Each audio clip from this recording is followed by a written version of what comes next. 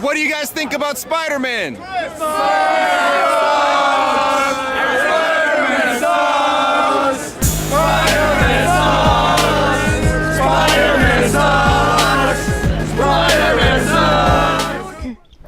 Hey, miarahaba anareo indray amin'ny sabotsy ariva ity dia navaly sorasy setraina ihany dia manaraka ny fandarana point GG ianareo na ny point geek and games. Izy ity moa raha pasahiona dia fandaharana iray mikasika ny tontolon'ny jeux vidéo sy ny kolontsaina geek.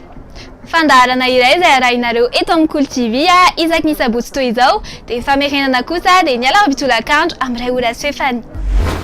Doartsika tonga dia hiditra amin'ny sommaire ho an'ity fandaharana an'io ity. Voalohany dia hitondra jeu indépendant vitsivitsy izay nisongadina tamin'ny volana janoary. Aorian'izay isika dia anaraka kely ny tantara momba ny studio Ubisoft. Aorian'izay kosa dia hoentina ianareo sombitsombiny amin'ireo teknôlôjia vaovao izay tokony hivoaka amin'ity taona 2024 ity. Ary farany dia ho faranantsika kirakely miaraka amin'ny pépite web amin'ny fandaharana.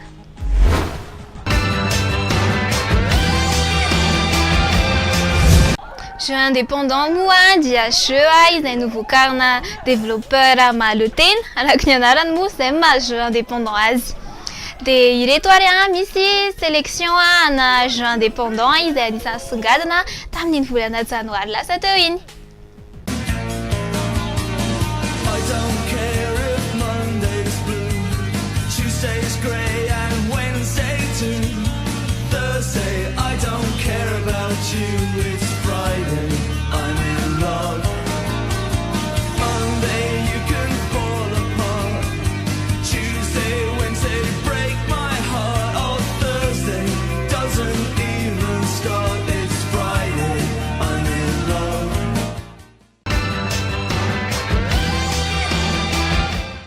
La sélection indé.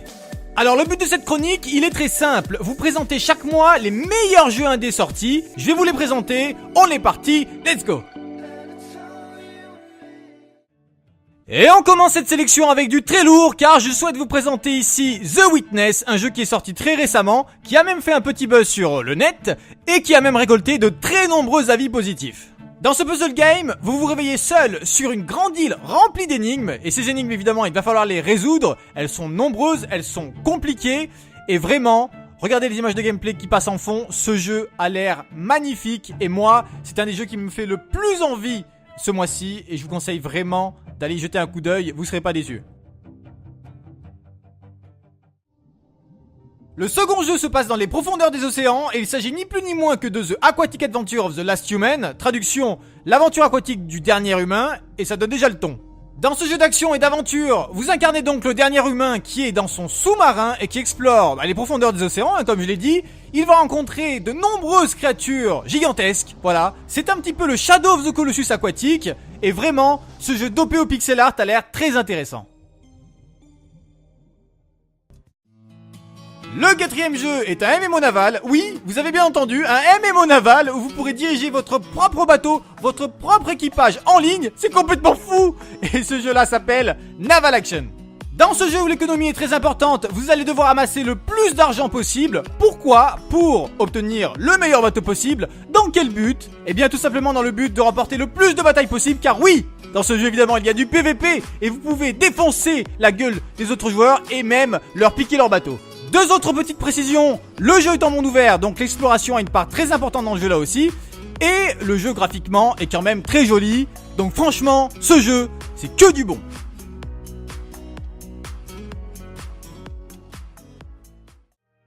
Le cinquième jeu dont je vais vous parler est un jeu très poétique, rempli d'émotions, et il se nomme That Dragon Cancer.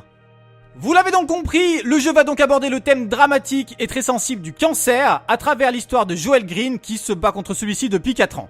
Ce jeu est avant tout un jeu narratif, contemplatif, qui va aborder différents thèmes comme le thème de l'espoir, du destin et de l'amour. Le jeu en lui-même est assez court, il finit environ en 2 heures, mais ce jeu-là, c'est avant tout une expérience émotionnelle dans laquelle on se plonge, voilà, pendant 2 petites heures.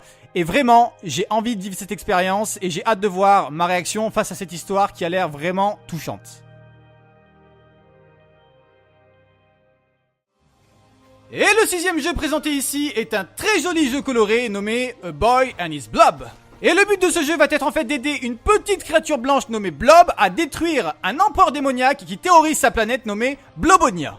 Et pour arriver à cette finalité et donc détruire ce démon, eh bien il va falloir résoudre de nombreuses énigmes dispersées dans tous les niveaux du jeu, mais il va falloir surtout terrasser de nombreux ennemis grâce à différentes techniques qui sont à notre disposition. Visuellement, le jeu est vraiment magnifique et très mignon, et vous l'aurez donc compris, nous avons donc là affaire à un remake de très grande qualité. Le 7e jeu est un jeu que je qualifierais de semi-indé qui se rapproche même fortement d'un jeu AAA. Je fais donc une exception en le présentant car je fais ce que je veux après tout, c'est ma chronique, merde. Et ce jeu là se nomme Gemini Heroes Reborn. Et directement, eh bien je pense que je vais vous surprendre en vous annonçant que ce jeu d'action à la première personne eh bien se passe tout simplement dans l'univers de la série Heroes. Alors, l'histoire est assez floue et tout ce que je sais c'est qu'on dirige un personnage se prénommant Cassie et qui va effectuer un voyage au cours duquel elle va déverrouiller des pouvoirs uniques en elle-même qu'elle ne soupçonnait pas. Vous l'aurez donc sûrement compris, le jeu repose entièrement sur le fait de pouvoir utiliser des pouvoirs tels que la télékinésie et le saut temporel et franchement ça a l'air vraiment jouissif à utiliser et j'ai vraiment hâte de tester ça prochainement.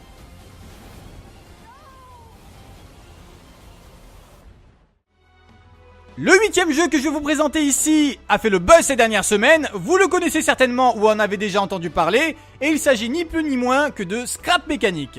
Alors, ce jeu est en early access, mais il possède déjà une énorme qualité, à savoir pouvoir créer n'importe quel objet mécanique, c'est-à-dire une voiture, un hélicoptère, un vaisseau, un robot. J'ai envie de vous dire que la seule limite, c'est votre imagination, et ça, ce concept-là, il est extrêmement fort.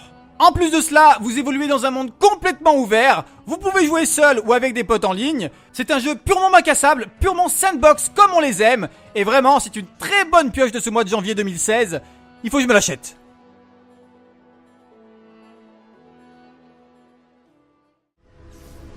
Le 9e jeu que je vous présente ici et qui se nomme Torment Tides of Numenera est un RPG en vue du dessus et il a l'air vraiment excellent. Ce jeu extrêmement riche au niveau narratif mais également au niveau gameplay se trouve être le successeur de Planetscape Torment mais se trouve être également un des gros concurrents de Wasteland 2. Et donc pour résumer, si vous aimez ce type de RPG, eh bien celui-ci est tout simplement un des meilleurs sortis récemment et donc je vous recommande grandement d'aller y jeter un coup d'œil.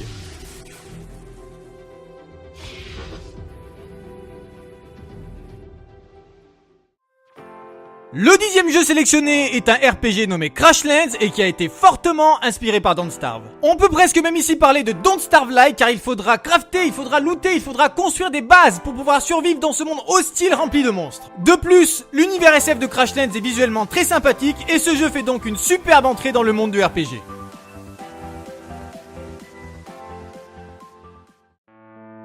Le 11e jeu de cette sélection est un jeu d'aventure en 2D nommé Oxenfree et qui mise beaucoup sur son scénario et son ambiance surnaturelle. Le jeu nous conte donc l'histoire d'Alex qui a invité son demi-frère Jonas à une fête organisée sur une île, mais malheureusement cette fête va mal tourner car l'ensemble du groupe présent à cet événement va malencontreusement ouvrir une sorte de faille temporelle mystérieuse. L'ambiance de ce jeu frôle même le domaine horrifique à certains moments, il va falloir faire des choix importants tout au long de l'histoire, et franchement, ce jeu empli de mystères a l'air très intéressant.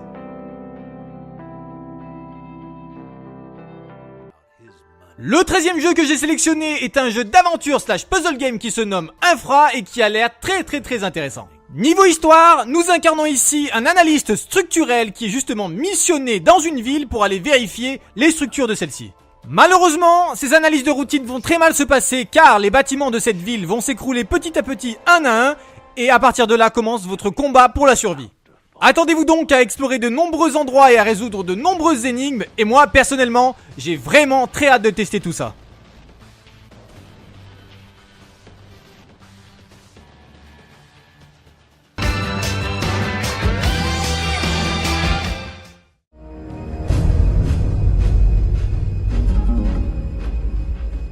Alerte code rouge, engin spatial non identifié en approche. Interceptez immédiatement cet appareil. Go, go, go! Waouh! Gigantesque! Et oh, oh, oh! Il y a des jeux partout! Une grande ville de jeux vidéo et de consoles, avec tous les accessoires PS2, PS3, PS4. Tout y est. PSP. Oui. Xbox. Attendez, il y a une inscription. Je vais prendre de l'altitude. Gascom. Oui, c'est Gascom. Gascom. La référence en jeux vidéo.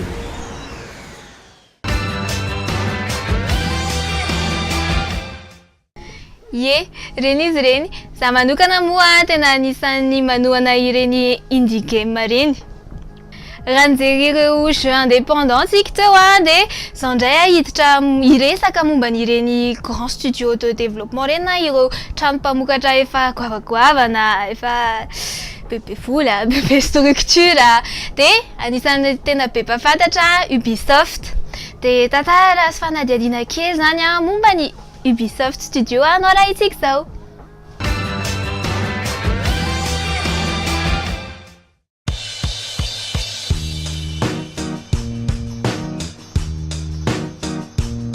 Alors pour ceux qui s'intéressent à l'industrie vidéoludique, Ubisoft est très connu grâce à sa production de multiples jeux AAA.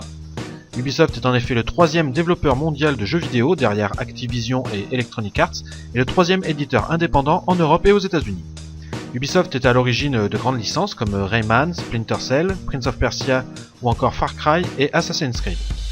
Aujourd'hui Ubisoft possède 26 studios dans 19 pays et compte plus de 9000 employés dont les 3 quarts dans la production. Nous allons donc revenir un petit peu sur l'histoire d'Ubisoft depuis sa création en 1986. Alors originaire du Morbihan, la famille Guillemot travaille dans les machines agricoles. En 1984, lors d'un voyage en Angleterre, Michel Guillemot, l'aîné des 5 frères, s'aperçoit que les jeux sont vendus 3 fois plus cher en France. Devant le succès et le potentiel énorme du marché vidéoludique, il se lance ainsi dans la distribution de jeux sur le territoire français. C'est ainsi qu'est créé Ubisoft en 1986. Le nom de l'entreprise pourrait provenir de l'acronyme UBI, Union des Bretons Indépendants, ou alors du mot ubiquité, du latin ubique, la capacité d'être présent en tout lieu, l'omniprésence. Un nom révélateur de l'ambition des frères Guillemot. Le suffixe soft venant lui de software, logiciel, car Ubisoft distribue à sa création, en plus des jeux, des logiciels pédagogiques. La présidence d'Ubisoft était confiée à Yves Guillemot, qu'il est encore en 2014. Michel prendra lui les rênes de Gameloft, créé par un autre frère Gérard. Gameloft qui deviendra un des leaders mondiaux dans la création de jeux sur mobile. Fort de son succès dans la distribution, Ubisoft va décider de passer à la production et à l'édition de jeux vidéo. Cela commencera avec le jeu Zombie, sorti sur Amstrad CPC et Atari ST en 1990. Alors à l'époque, la production de jeux ne coûte pas très cher, Ubisoft comprend quand même très vite que des filiales de distribution et de production sont indispensables pour faire évoluer l'entreprise familiale. Ils ouvrent ainsi un nouveau studio de production à Montpellier, puis un autre en Roumanie. Ubisoft ouvre également des filiales de distribution au Royaume-Uni, en Allemagne, en Suisse, au Japon et aux États-Unis pour pouvoir être au plus près de sa clientèle. Alors récemment j'avais fait une autre chronique sur Infogrames, une autre société de production française, qui avait fait le choix pour se développer d'acheter des studios indépendants dans différents pays. Alors Ubisoft ne va pas suivre cette voie dans les années 90, ils préfèrent ouvrir eux-mêmes leur propre studio. C'est en 1995 que va naître une légende de jeux vidéo, Rayman, un jeu de plateforme 2D développé par Ludimedia, qui deviendra plus tard Ubisoft Montpellier. Le créateur de ce personnage innovant est Michel Ancel, entré chez Ubisoft 5 ans plus tôt. Pour pallier aux capacités techniques de l'époque, Rayman sera créé de façon cartoonesque, sans bras ni jambes, afin de fluidifier au mieux les animations de mouvement, courir, nager et s'agiter dans tous les sens, comme l'expliquera plus tard Michel Ancel. Rayman, le premier jeu d'une longue série, se vendra à plus de 3 millions d'exemplaires et sera même le plus vendu sur PlayStation au Royaume-Uni devant Tomb Raider et Gran Turismo, un jeu indémodable donc, même 10 ans après sa sortie comme le précisera le site IGN en 2008. Fort de ce succès planétaire, Ubisoft décide d'étendre un peu plus son réseau mondial en ouvrant d'autres filiales de distribution ainsi que des studios de production comme en Chine ou à Annecy en France, en plus d'entrer sur le second marché de la Bourse de Paris en 1996, permettant à Ubisoft de pouvoir investir dans leur stratégie puisque la demande d'action était beaucoup plus importante que l'offre. C'est en 1997 qu'Ubisoft ouvrira son studio à Montréal, qui est actuellement son plus gros studio avec 2300 employés, et sera à l'origine de gros projets comme Tom Clancy's Splinter Cell, Far Cry 3 ou Watch Dogs. Ils ouvrent aussi un studio au Maroc, en Italie et en Espagne. Parallèlement, Ubisoft réalise des acquisitions stratégiques comme Blue Byte Software, société allemande détenteur de la licence de Settlers, ainsi que la division jeux de The Learning Company, société américaine qui possède les marques telles que Prince of Persia et Myst. Les années 2000 vont être marquées par l'achat de nombreux studios indépendants, Ce n'est pas forcément pour le plaisir de collectionner studios, ce que cherche Ubisoft, c'est surtout obtenir des jeux que ces studios ont développés pour en faire des licences sur plusieurs épisodes. Alors quelques exemples, il y a eu Red Storm Entertainment, société créée par l'écrivain Tom Clancy, qui est acquise en 2000 pour développer les jeux Rainbow Six et Splinter Cell. Il y a eu aussi Reflection, située en Angleterre, acquise en 2006, qui est développeur de la série Driver. Sunflowers, acquise en 2007, éditrice de la série Anno. Nadeo, située en France, est achetée en 2009 pour la franchise Trackmania. Et Red Lynx, studio finlandais acheté en 2011, est le développeur de la franchise Trials. Et il existe encore bien d'autres acquisitions qui vont faire d'Ubisoft un des leaders mondiaux sur le marché des jeux vidéo. En 2002, Ubisoft se lance dans le jeu en ligne en ouvrant le portail ubi.com. Cette même année, à l'E3, Tom Clancy Splinter Cell gagne le titre de jeu d'action et aventure de l'année et est un énorme succès. C'est en 2003 qu'Ubisoft fête son 100 millionième jeu vendu et change de logo, encore en vigueur aujourd'hui. Ubisoft continue son ascension grâce à de nombreuses productions, surtout des suites de licences déjà existantes, ou dans de nouvelles licences comme Beyond Good and Evil, créée par Michel Ancel qui n'aura pas le succès escompté. En 2004, Electronic Arts s'empare du contrôle d'Ubisoft en achetant 19,9% des actions, ce qui aurait pu faire disparaître l'entreprise. Mais devant des résultats déficitaires en 2009 et en 2010, Electronic Arts décide de vendre leurs actions en 2010. Actuellement, la famille Guillemot possède encore 10% des actions, faisant d'eux un des actionnaires majoritaires. Entre 2004 et 2010, Ubisoft va connaître de nombreux succès commerciaux avec des jeux comme Far Cry en 2004, Les Lapins Crétins en 2006, Imagine et World in Conflict en 2007. Assassin's Creed débarque aussi en 2007 et sera le jeu le plus vendu sur console nouvelle génération avec aujourd'hui plus de 29 millions de jeux vendus. Cette série rendra Ubisoft un peu plus connu mondialement. En 2009, Ubisoft sort Just Dance, une franchise qui se vendra à plus de 50 millions d'exemplaires au total et deviendra un véritable phénomène et sera pendant plus d'un mois le jeu le plus vendu sur la console Wii. Ubisoft lance cette même année sa plateforme de services en ligne, Uplay, où les joueurs peuvent acheter des contenus, obtenir des récompenses et d'autres services. Le jeu en ligne et le multijoueur va devenir une des forces d'Ubisoft, puisque de nombreux jeux seront jouables grâce à Uplay, comme Anno 2070, Driver San Francisco, Assassin's Creed, From Dust, Silent Hunter 5, Just Dance et bien d'autres encore. Un autre domaine dans lequel Ubisoft va se développer, c'est le transmédia. Cela va surtout être le cas avec la licence d'Assassin's Creed, puisqu'en effet, en plus de proposer des jeux vidéo sur console et PC, Ubisoft va mettre sur le marché toute une panoplie de produits multimédia et culturels estampillés Assassin's Creed. Les scénarios et les différentes époques traitées dans ce jeu offrent de nombreuses possibilités de développement pour faire du transmédia. L'histoire commence sur un support pour évoluer vers un autre. Ainsi, Ubisoft va adopter une stratégie multiplateforme en se lançant dans la création de BD et de courts-métrages Assassin's Creed qui vont enrichir son univers bien au-delà des moyens de promotion classiques des jeux vidéo. En partenariat avec Gameloft et pour lancer le jeu, Ubisoft développera dès 2007 des applications mobiles propres à chaque volet ainsi qu'une application sur sa page Facebook. S'ensuivra dès 2009 une série de 3 courts-métrages Assassin's Creed Lineage diffusés sur YouTube et Energy 12 qui amorce la transition vers le deuxième jeu.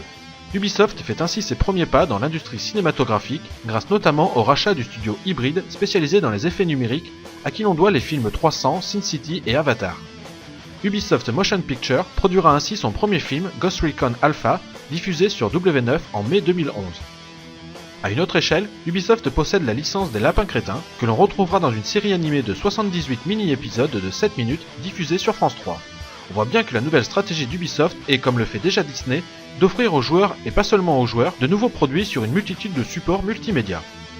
En 2011, Ubisoft fêtera son 500 millionième jeu vendu, et pour fêter les 25 ans de la licence Rayman, un nouvel épisode sortira, Rayman Origins, qui sera suivi 2 ans plus tard de Rayman Legends. Un gameplay simple, mais très efficace, l'univers de Rayman est très bien intégré à ces 2 jeux de plateforme 2D au graphisme coloré et chatoyant, 2 excellents jeux. Pour se diversifier un petit peu plus, depuis 2012, Ubisoft s'est lancé davantage sur le marché des jeux sur mobile et des jeux sociaux, ainsi que dans les free-to-play comme The Mighty Quest for Epic Loot par exemple. Ubisoft est dorénavant le 3e éditeur mondial et possède de plus en plus de flèches à son arc avec de nombreuses licences à succès.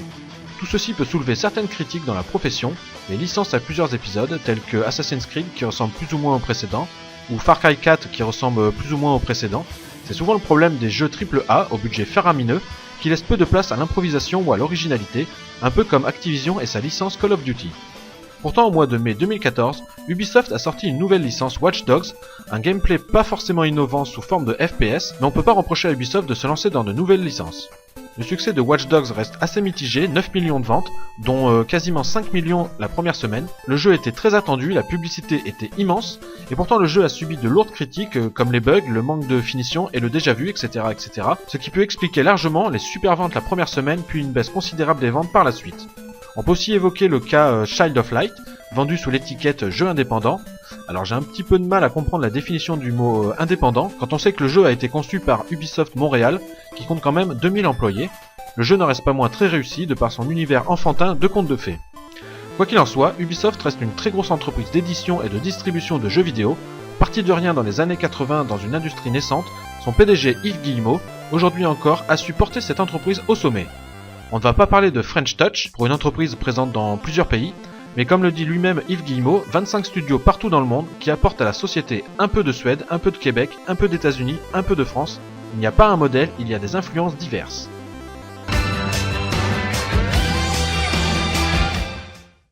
Sonjay dia oety ko anareo izao hoe mety sinavy ireo zava-baovao eo amin'ny lafiny ara-teknôlôjia izay hivoaka na moa tokony hivoaka moa zany amin'ity taona 2024 ity.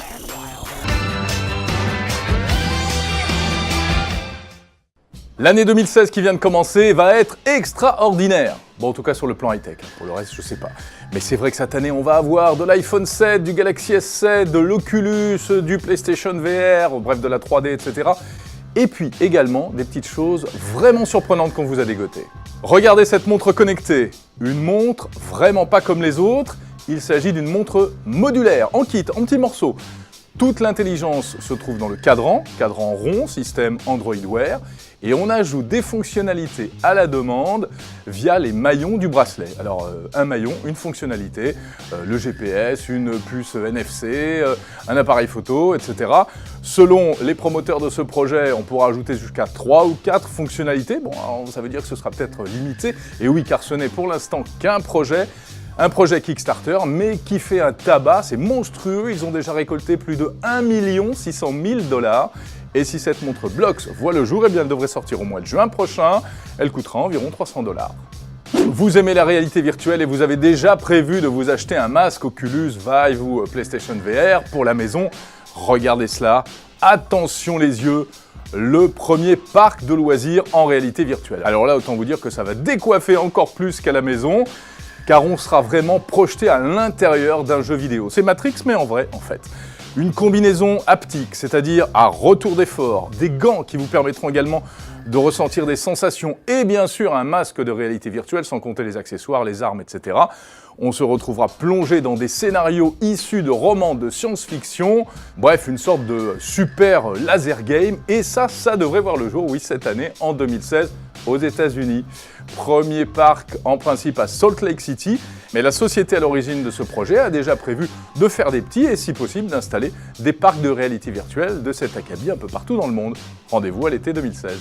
2016 sera l'année des drones, très certainement. Ah, des drones, il y en a de toutes les marques, de toutes les sortes, des drones pour faire des photos, des vidéos, et il y a un acteur qu'on attend sur ce secteur, car ce sera son premier drone. Même si cet acteur est bien connu, c'est GoPro, le spécialiste de la petite caméra d'action. GoPro devrait sortir enfin son drone, le Karma, avec un accent qui sera mis particulièrement sur la stabilité, la stabilisation de l'image. Regardez comme ces images paraissent stables. Et puis sur la qualité également, on parle d'un objectif de 2,5K. GoPro, le drone Karma, il arrive, si tout va bien, au cours de cette année 2016. Alors sur un marché pourtant pas mal encombré, il y a beaucoup de drones. On espère que GoPro fera la différence. GoPro qui a intérêt parce que pour l'instant, ils sont un petit peu en perte de vitesse.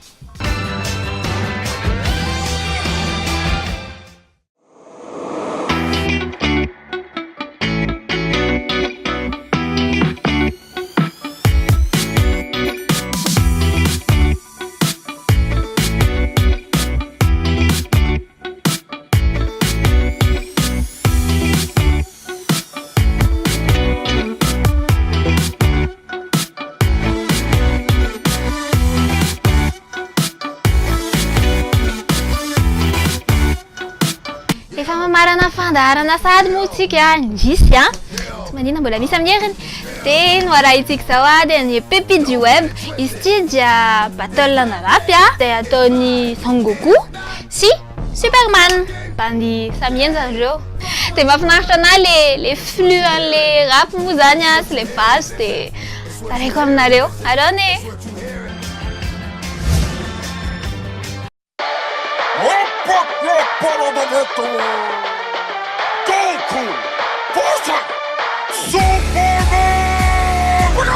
Who can stop this constipated chop with the awful animation and the complicated plot? Who's got the rap bombs to drop on Japan? This looks like a job for the OG.